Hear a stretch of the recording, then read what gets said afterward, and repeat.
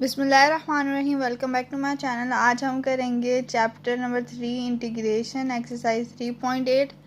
तो इसमें question number 19, 20 और 21 सेम है और 22 और 23 लॉन्ग के लिए इम्पॉर्टेंट है। तो सबसे पहले 19 करते हैं। Find general solution of equation dy over dx minus x. यहाँ पर माइनस एक्स हो रहा है, उधर जाके क्या हो जाएगा प्लस। तो dy over dx is equal to x, y square same रहेगा, यहाँ पर हो जाएगा प्लस एक्स। अब उसके बाद यहाँ से हम x कॉमन ले लेंगे तो यहाँ पर बचेगा वाई स्क्वेयर प्लस 1। अब हमें dy और dx वाली टर्म एक तरफ करनी है। dy यहाँ पर मल्टीप्लाई हो रहा है तो इसे हम इधर ही रहने देंगे, dx को इधर जाके मल्टीप्लाई करवाएंगे और ये वाई स्क्वेयर प्लस 1 ये इधर आ जाएगा। तो यहाँ पर 1 ओवर, क्योंकि ये मल्टीप्लाई हो रहा था इधर आके डिवाइड हो गया, y square plus 1 dy is equal to यहाँ पर हमारे पास x dx आ जाएगा। अब इसको करना है इंटीग्रेट। इंटीग्रेट करने के लिए यहाँ पर ही हमारे पास हो जाएगा, फॉर्मूला लग जाएगा tangent inverse y is equal to, ये हमारे पास पावर रूल लग जाएगी, power 1 plus 1 over 1 plus 1 plus constant. तो ये हमारे पास हो जाएगा tangent inverse y is equal to x square divided by 2 plus constant. ये हमारे पास जनरल इक्वेशन आ गई। सही है।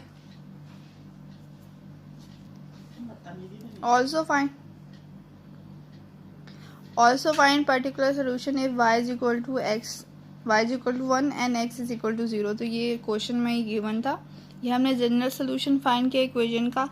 अब इन्होंने पर्टिकुलर सोल्यूशन बोला है फाइंड करने को जब y इज इक्वल टू 1 दिया हुआ है और x की वैल्यू यहाँ पर 0 दी हुई है। तो यहाँ पर पुट कर देंगे tangent inverse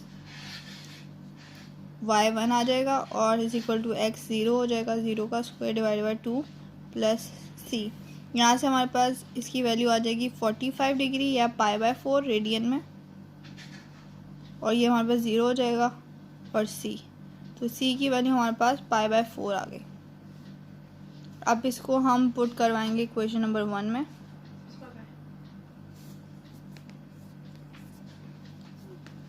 tangent inverse y is equal to x square divide by 2 और x सी की जगह पे इसकी वैल्यू पुट करवा देंगे प्लस पाई बाय 4।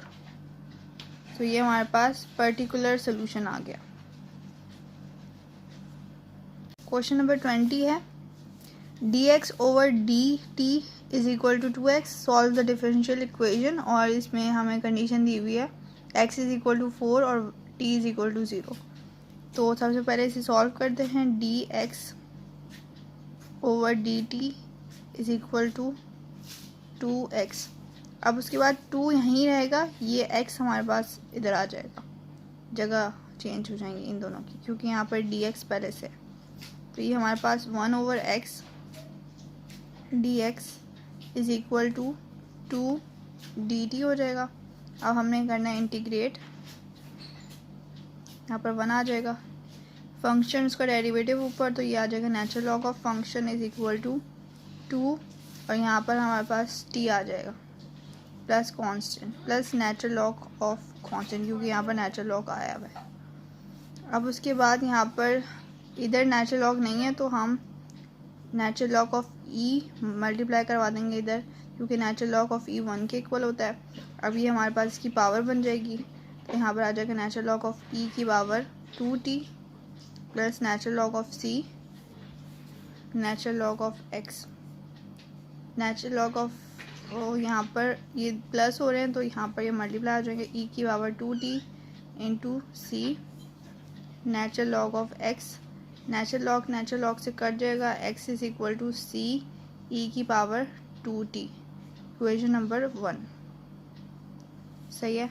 अब उसके बाद हमें यहाँ पर जो कंडीशन दी हुई थी वो x की वैल्यू 4 थी और t की वैल्यू 0 थी।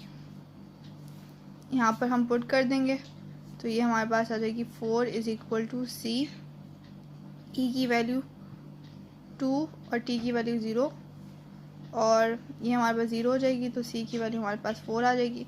अब सी की वैल्यू हम पुट करेंगे इक्वेशन नंबर 1 में, तो x इज इक्वल टू 4 ई की पावर 2t, तो ये हमारे पास इसका सोल्यूशन आ गया। नेक्स्ट हमारे पास है question number 21, solve the following differential equation. ये हमें दी हुई है और कंडीशन पर्टिकुलर सोल्यूशन फाइंड करना है, s is equal to 4e और t इज इक्वल टू 0। तो इसको हम क्या करेंगे, यहाँ पर प्लस हो रहा है तो जाके माइनस हो जाएगा, ds over dt is equal to -2st, और यहाँ पर s वाली टर्म है तो ये वाली s टर्म इधर आ जाएगी और ये dt इधर चली जाएगी, तो यहाँ पर हो जाएगा 1 ओवर s ही आएगा। यहाँ पर 2 जो -2 है ये इधर ही रहेगा, और यहाँ पर हो जाएगा -2 और ये हो जाएगा t इंटू डी टी।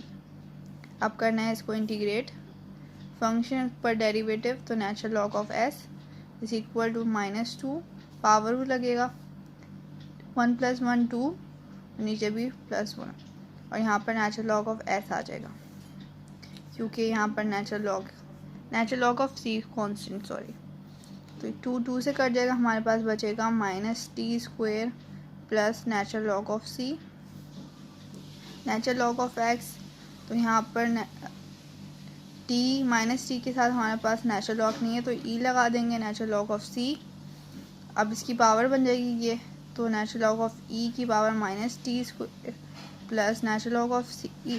अब नेचुरल लॉग कॉमन लेंगे तो e की पावर -t² इंटू c हमारे पास ये बन जाएगा, क्योंकि ये प्लस हो रही है तो यहाँ पर ये मल्टीप्लाई हो जाएंगी s, नेचुरल लॉग से कट जाएगा, s is equal to e की पावर c e की पावर -t² आ जाएगा, इक्वेशन नंबर 1।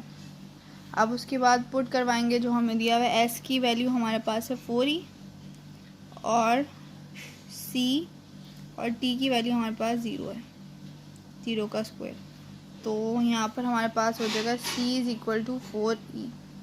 अब इसे इक्वेशन नंबर 1 में पुट करवाएंगे, तो s is equal to put in 1,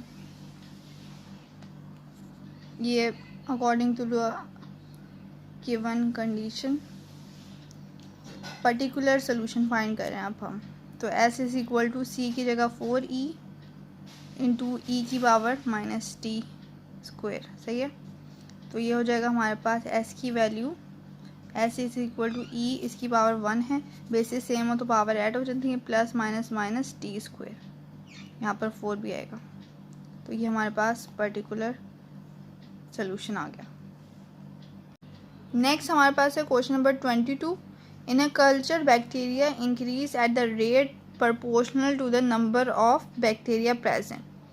If the bacteria are 200 initially and are double in 2 hours, find the number of bacteria present 4 hours later. तो इसमें हमें नंबर्स ऑफ बैक्टीरिया फाइंड करने हैं 4 घंटे बाद। इनिशियली वो दिया हुआ नंबर ऑफ बैक्टीरिया वो है 200 और टाइम यहाँ पर 0 है, इनिशियली ना टाइम 0 है, और जब डबल करेंगे इसे नंबर ऑफ बैक्टीरिया तो यहाँ पर 400 हो जाएगा और टाइम क्या हो जाएगा 2 आवर, और यहाँ पर सिर्फ t इज इक्वल टू 2 लेंगे, आवर्स को हम निगलेक्ट कर देंगे, और हमें यहाँ पर नंबर ऑफ बैक्टीरिया फाइंड करना है, टाइम यहाँ पर दिया हुआ है 4 आवर्स। तो इसे सॉल्व करते हैं पहले, तो सबसे पहले तो हम लेट कर लेते हैं number of bacteria is equal to number of bacteria is equal to p, सही है। तो ये है रेट, और यहाँ पर दिया था रेट प्रपोर्शनल हमारे पास इक्वल हो जाएगा, रेट हो जाएगा डेरिवेटिव p ओवर रेट हो जाएगा क्वांटिटी ओवर टाइम। तो यहाँ पर क्वांटिटी क्या है, हमारे पास बैक्टीरिया दिया हुआ है नंबर, और dt हो जाएगा quantity over time is proportional to number of bacteria. Number of bacteria हमारे पास p है, और इसे प्रपोर्शनैलिटी का साइन रिमूव करने के लिए हमारे पास कांस्टेंट आता है कोई भी, तो यहाँ पर हम कांस्टेंट लगाते हैं k और यहाँ पर p आ गया। सही है, ये हमारे पास इक्वेशन नंबर 1 आ गई। सही है, अब हमें पहले जो केस में दिया हुआ है वो p number of bacteria is equal to 200 और टाइम हमारे पास क्या है 0। और दूसरे केस में हमारे पास क्या है, नंबर ऑफ बैक्टीरिया डबल करने हैं तो यहाँ पर 400 हो जाएगा और टाइम दिया हुआ हमें 2 आवर्स, सिर्फ यहाँ पर 2 लिखेंगे हम। सही है, और थर्ड केस में हमें टाइम दिया हुआ है 4 आवर्स, हमें फाइंड करना है नंबर ऑफ बैक्टीरिया। सही है,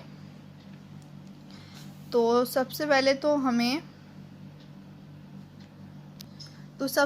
हमें कोई जनरल सोल्यूशन या जनरल कोई इक्वेशन बनानी होगी जिसमें हम p और t की वैल्यू पुट करें। तो हम इसे थोड़ा सॉल्व करेंगे। तो ये हमारे पास क्या है, pt divided by dp divided by dt is equal to kp। अब उसके बाद हम ये p वाली टर्म इधर ले आते हैं और t वाली टर्म इधर ले आते हैं। तो ये हो जाएगा 1/p, क्योंकि वो मल्टीप्लाई होता है इधर आके डिवाइड हो गया, dp is equal to k और dt। अब हमने इसको इंटीग्रेट करना है, इंटीग्रेट करेंगे तो यहाँ पर 1 आ जाएगा, फंक्शन उसका डेरिवेटिव ऊपर, तो यहाँ पर नेचुरल लॉग ऑफ p आ जाएगा is equal to k same रहेगा, विद रिस्पेक्ट टू t करना है तो यहाँ पर t आ जाएगा plus natural log of c। आप उसके बाद वही स्टेप, यहाँ पर इसके पास नेचुरल लॉग नहीं है तो यहाँ पर e लगा देंगे, क्योंकि e हमारे पास 1 होता है। अब उसके बाद ये पावर बन जाएगी natural log of kt, e की पावर बन रही है plus natural log of c। अब उसके बाद यहाँ पर नेचुरल लॉग कॉमन लेंगे तो यहाँ पर e की पावर kt हो जाएगा into c, natural log of p, natural log से कट ऑफ हो जाएगा, p is equal to c e kt इसकी पावर। तो ये हमारे पास इक्वेशन नंबर 2 हो जाएगी। सही है, अब हमारे पास पहला जो केस था उसमें हमारे पास क्या थी, p की वैल्यू 200 और टाइम हमारे पास 0 था। तो इधर हम 200 इज इक्वल टू c हमारे पास कोई नहीं है, e की वैल्यू हमारे पास k इंटू 0, तो ये इसकी पावर 0 तो 1 के इक्वल होती है, तो c की वैल्यू हमारे पास 200 आ जाएगी। सही है, अब ये c की वैल्यू आ गई। अब हम c की वैल्यू इक्वेशन नंबर 2 में पुट कर देंगे, तो p is equal to 200 e की पावर kt। इसको इक्वेशन नंबर 3 नाम दे देते हैं। फिर उसके बाद सेकंड केस में हमारे पास जब हमने डबल किया था बैक्टीरिया तो वो 400 हो गया था और टाइम हमें दिया हुआ था 2 आवर्स। सही है, तो यहाँ पर हम इसे इक्वेशन नंबर 3 में पुट करवाएंगे, क्योंकि अगर हम इसमें पुट करवाएंगे तो हमारे पास यहाँ पर k नहीं है। तो सबसे पहले k फाइंड करने के लिए हम इसे यहाँ पर पुट करवाएंगे। तो यहाँ पर हमारे पास पुट इन 3, तो ये हमारे पास हो जाएगा 400 p की जगह है ना, इज इक्वल टू 200 e की पावर k और 2। तो ये हमारे पास हो जाएगा 400, ये मल्टीप्लाई और इधर आके डिवाइड हो जाएगा, divided by 200 is equal to e की पावर 2k। अब ये हमारे पास कट ऑफ हो जाएगा और यहाँ पर 2 बन जाएगा, 2 1 2 2 2, तो e की पावर 2k। अब हमें k की वैल्यू चाहिए, तो हम क्या करेंगे, जैसे हम यहाँ पर पावर बनाने के लिए यहाँ पर नेचुरल लॉग ख़त्म करने के लिए नेचुरल लॉग ऑफ e लेते थे, इसी तरह हमें एक्सपोनेंशियल ख़त्म करना है तो यहाँ पर नेचुरल लॉग लेंगे 2, क्योंकि नेचुरल लॉग और एक्सपोनेंशियल फंक्शन एक दूसरे का ऑपोजिट है, ये एक दूसरे को कट ऑफ करते हैं। तो ये ख़त्म हो जाएगा, हमारे पास यहाँ पर 2k बचेगा, नेचुरल लॉग ऑफ k। तो यहाँ पर k की वैल्यू हमारे पास आ जाएगी 2, नेचुरल लॉग ऑफ 2/2। तो ये हमारे पास k की वैल्यू आ गई। अब ये k की वैल्यू हम 3 में ही पुट करेंगे, 3 में। तो ये हमारे पास हो जाएगा p इज इक्वल टू 400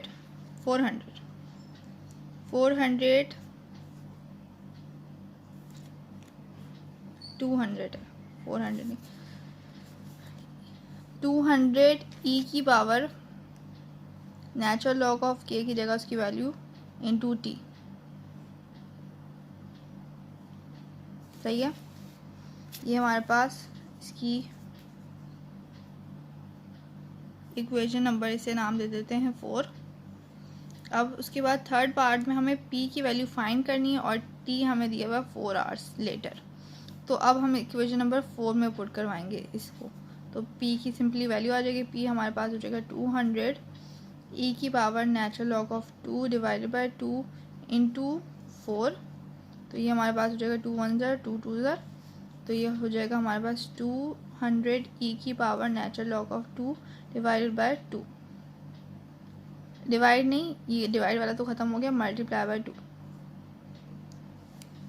तो इसको हम डायरेक्ट कैलकुलेटर में पुट करेंगे तो हमारे पास आंसर आ जाएगा। तो कैलकुलेटर में ये शिफ्ट दबा के नेचुरल लॉग वाले दबाएंगे तो एक्सपोनेंशियल आ जाएगा, और यहाँ पर सिंपली नेचुरल लॉग पुट करेंगे तो यहाँ पर ये आ जाएगा, और यहाँ पर 2 2 ज़र 4 होता है, तो यहाँ पर 4 लिख देंगे और ब्रैकेट क्लोज। तो हमारे पास इसका 4 आंसर आ रहा है।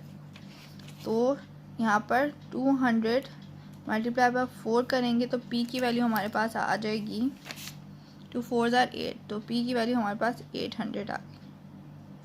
सही है, ये हमारे पास लॉन्ग इम्पॉर्टेंट क्वेश्चन है। सही है, तो ये लॉन्ग के लिए इम्पॉर्टेंट है, अक्सर लॉन्ग में आ जाता है। अब चलते हैं हम अपने लास्ट क्वेश्चन की तरफ ऑफ एक्सरसाइज 3.8। लास्ट हमारे पास क्वेश्चन नंबर 23 है। A ball is thrown vertically upwards. Vertically upward जब थ्रो होगी बॉल तो इसमें ग्रेविटेशनल फोर्स नेगेटिव g होगा, क्योंकि अगर डाउनवर्ड होती तो फिर उसके बाद इसकी ग्रेविटेशनल फोर्स g होती, ऊपर जा रही है अगेंस्ट द ग्रेविटेशनल फोर्स जा रही है तो माइनस g हो जाएगी। With a velocity of 2450 centimetre पर second, neglect the air resistant. Find करना है velocity of a ball at any time t, distance travel in any time, maximum height attain by the ball. तो ये 3 चीज़ें find करनी है, तो इसके सोल्यूशन की तरफ चलते हैं, और ये हमारे पास लॉन्ग के लिए इम्पॉर्टेंट है। तो सबसे पहले हम लेट कर लेते हैं v be the velocity of a ball at any time, और t हमारे पास क्या है b द टाइम। तो ये हमारे पास क्या हो जाएगा, differentiate of v over differentiate over time. Acceleration होता है वेलोसिटी ओवर टाइम, तो ये हमारे पास एक्सेलरेशन ही हो गया, और ये अपवर्ड डायरेक्शन में जा रहा है तो अगेंस्ट द ग्रेविटेशन फील्ड जा रहा है तो माइनस g हो जाएगा। अब इसको करते हैं इंटीग्रेट। इंटीग्रेट करने से पहले ये हमारे पास इधर चले जाएगा, तो ये हमारे पास हो जाएगा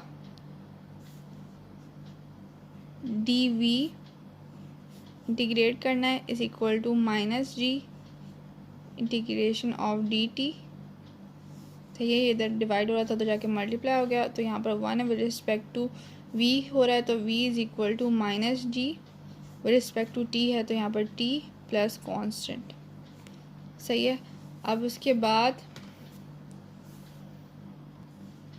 इनिशियली हमारे पास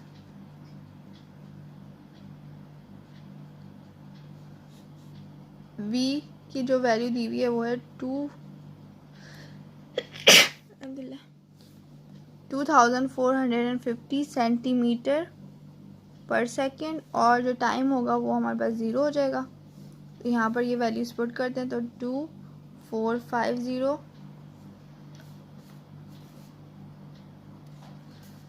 is equal to minus g into 0 plus c। तो ये 0 हो गया हमारे पास, तो c की वैल्यू हमारे पास 2450 आ गई। अब उसके बाद हमें फर्स्ट पार्ट में क्या फाइंड करना है, वेलोसिटी। वेलोसिटी हमारे पास होता है डिस्टेंस डिवाइडेड बाय टाइम। तो डिस्टेंस हमारे पास, इसको हम डी डिफरेंशिएट और डी डिस्टेंस को साथ सेम सिंबल से रिप्रेजेंट नहीं कर सकते, तो इसे h ओवर टी कर लेते हैं। कोई भी अल्फ़ाबेट आप ले लें, तो यहाँ पर हो जाएगा हमारे पास v is equal to D H over D T. Differentiate करना है ना, तो यहाँ पर v की वैल्यू हमारे पास है, v के लिए हमारे पास पूरी इक्वेशन है ये वाली, और इसमें हमारे पास g की जो वैल्यू है, g हमारे पास -9.8 मीटर पर सेकंड स्क्वायर होता है, मगर ये हमारे पास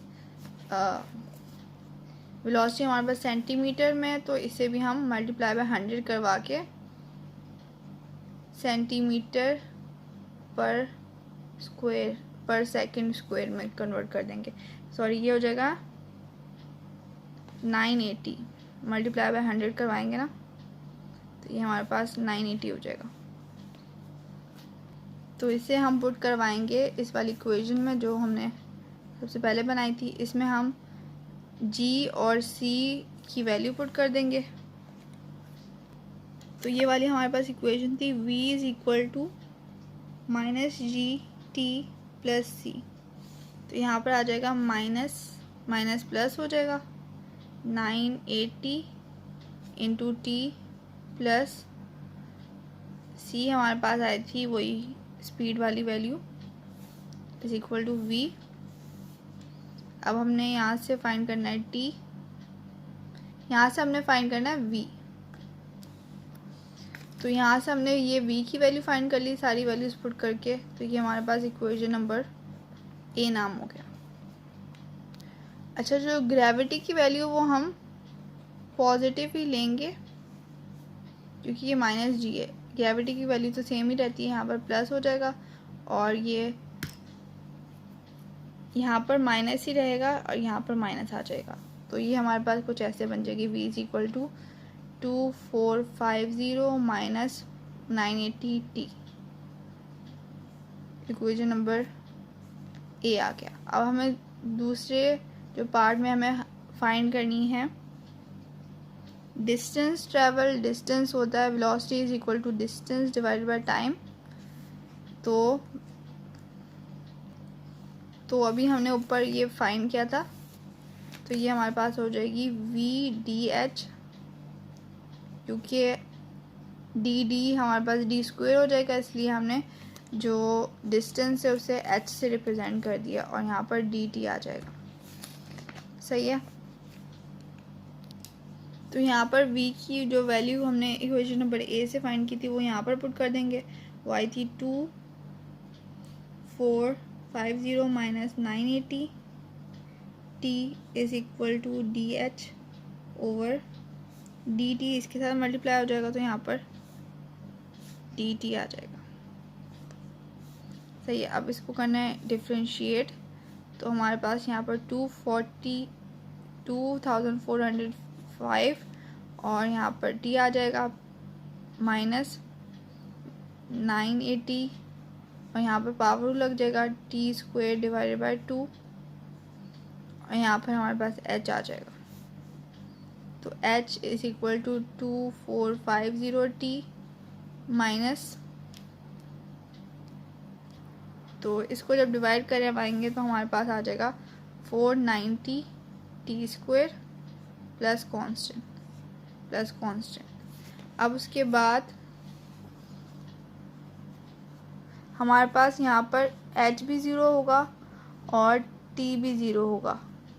तो जब h 0 पुट करेंगे तो हमारे पास t 0 पुट करेंगे, यहाँ पर भी 0 हो जाएगा, तो c भी हमारे पास ऑटोमेटिकली 0 आ जाएगा। तो c की वैल्यू 0 हो गई।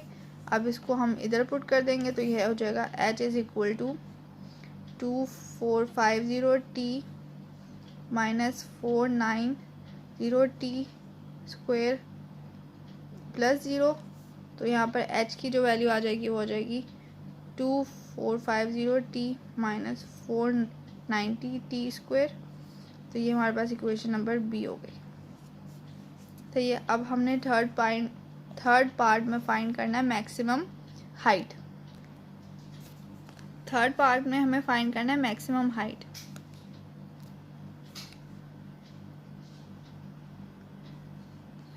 तो हमारे पास मैक्सिमम हाइट जब भी फाइंड कर सकते हैं जब हमारे पास जो ऑब्जेक्ट होगा, वो ऑब्जेक्ट या बॉल जो भी होगा, वो हमारे पास उसकी वेलोसिटी ज़ीरो हो, क्योंकि वो रोटेट ना कर रहा हो, मूव ना कर रहा हो, जब भी हम मैक्सिमम हाइट फाइंड कर सकते हैं। तो v is equal to zero. v की वैल्यू हमारे पास क्या थी, 2450 माइनस 980 t। तो उसके लिए सबसे पहले हमें t फाइंड करना पड़ेगा, उसके बाद हम इक्वेशन नंबर b में मैक्सिमम हाइट की वैल्यू फाइंड कर सकते हैं। यहाँ पर ज़ीरो हो जाएगा, is equal to 2450 minus 980 t। यहाँ पर प्लस हो रहा है तो जाके माइनस हो जाएगा, minus 2450 equal to minus 980 t, और ये माइनस माइनस से कट जाएगा, हमारे पास बचेगा 2450 divided by 980 is equal to t। t की वैल्यू आ जाएगी हमारे पास, t की वैल्यू हमारे पास आ जाएगी 5/2। अब इसे पुट इन b। तो ये हमने कहाँ से लिया था, फ्रॉम a के अंदर से जो हमने, तो हमारे पास b है, तो हमारे पास b है h is equal to 2450 t minus 490 t square. जब भी हमने कांस्टेंट ख़त्म किया था ताकि हम t फाइंड करके इसमें पुट करवा दें। तो यहाँ पर हो जाएगा हमारे पास 2450 5/2 माइनस 490 5/2 का स्क्वायर। तो इसे सॉल्व करेंगे तो हमारे पास h की वैल्यू आ जाएगी। इसको सॉल्व किया तो हमारे पास वैल्यू आई है 3062.5 सेंटीमीटर। तो ये हमारे पास हाइट आ गई, maximum height. So I hope आपको एक्सरसाइज 3.8 समझ आई हो। Thanks for watching. अल्लाह हाफिज़।